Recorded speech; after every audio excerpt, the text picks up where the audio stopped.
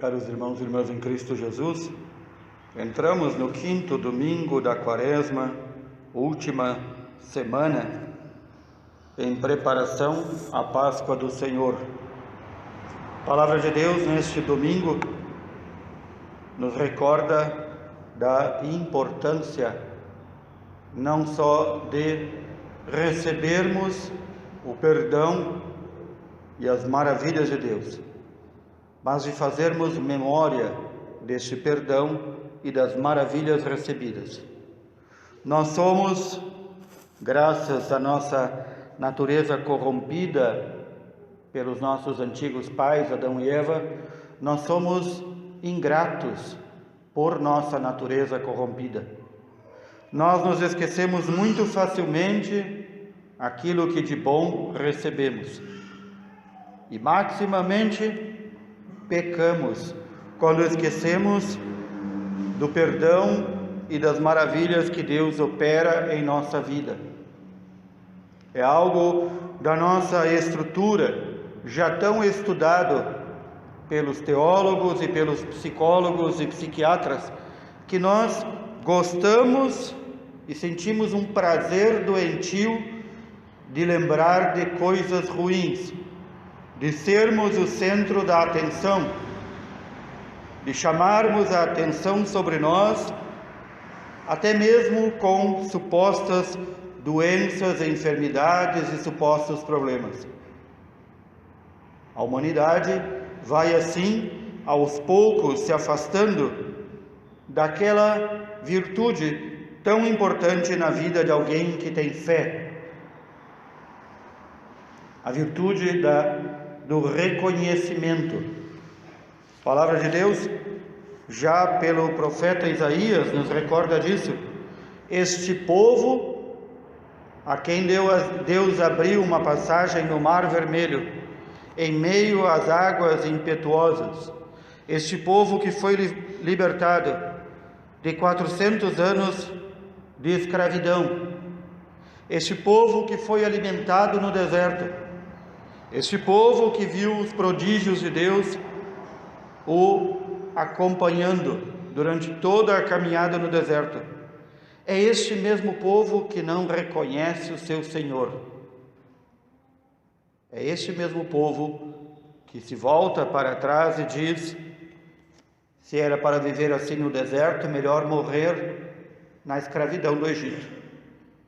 É este mesmo povo que não glorifica a Deus e acaba por não chegar à Terra Santa. E então o profeta Isaías, abrindo sua boca para falar a palavra de Deus, diz: eis que eu farei coisas novas, e elas já estão surgindo. Acaso não as reconheceis? É claro, um coração ingrato, um coração que não vive a virtude da gratidão, não pode reconhecer nenhum bem que recebe. Tudo para o ingrato é motivo de dizer: aquilo que de bem me fizeram, aquilo que Deus me fez de bem, eu mereci.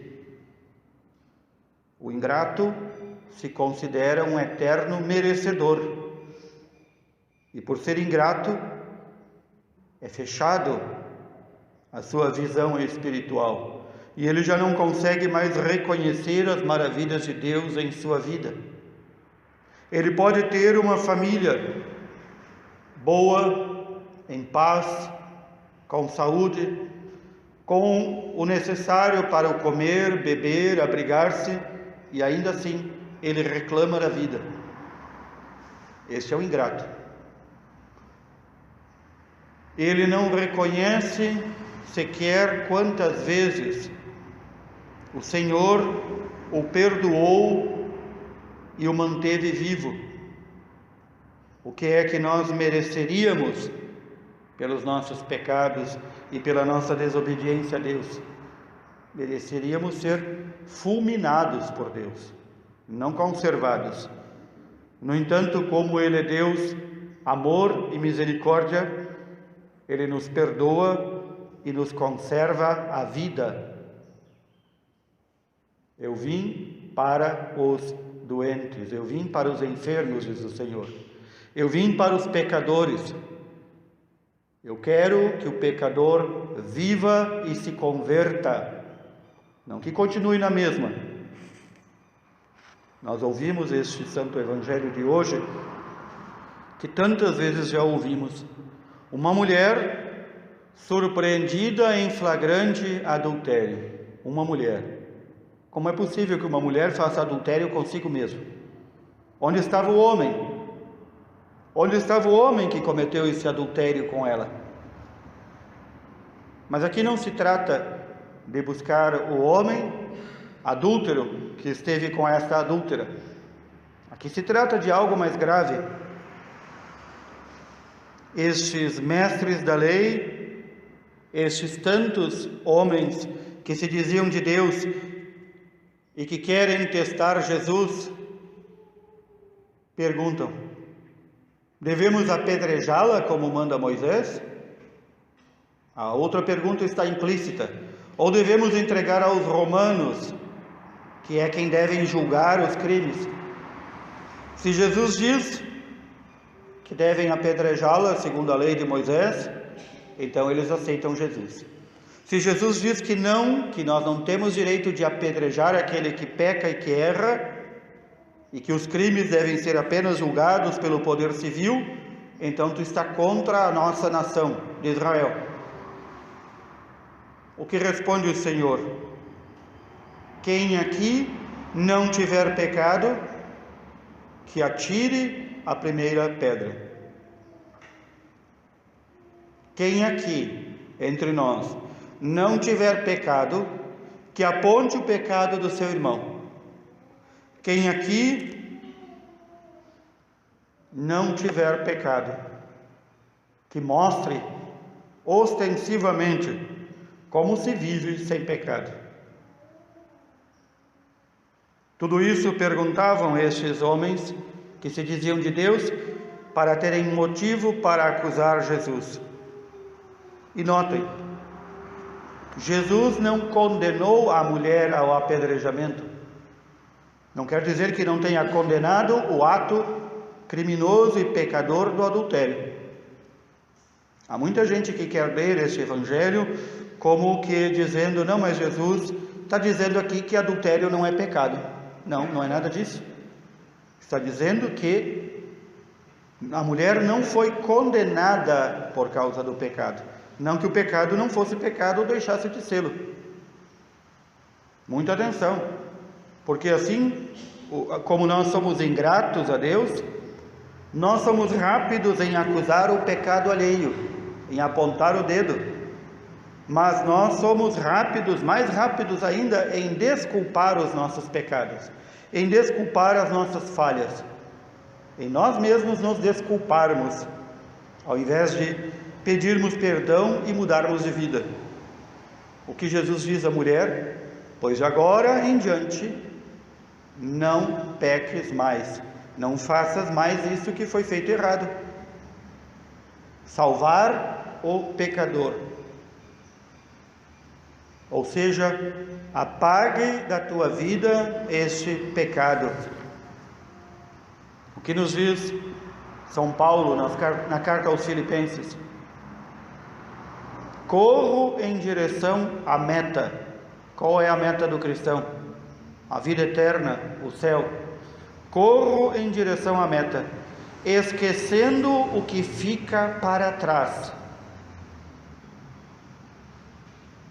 É outro comportamento doentio e que pode levar a outras doenças e enfermidades da alma. É a pessoa que já se reconciliou com Deus, já foi à confissão, já recebeu perdão e fica remexendo em feridas passadas. É doentio. Chama-se a isso escrúpulos. Escrúpulos mal vividos.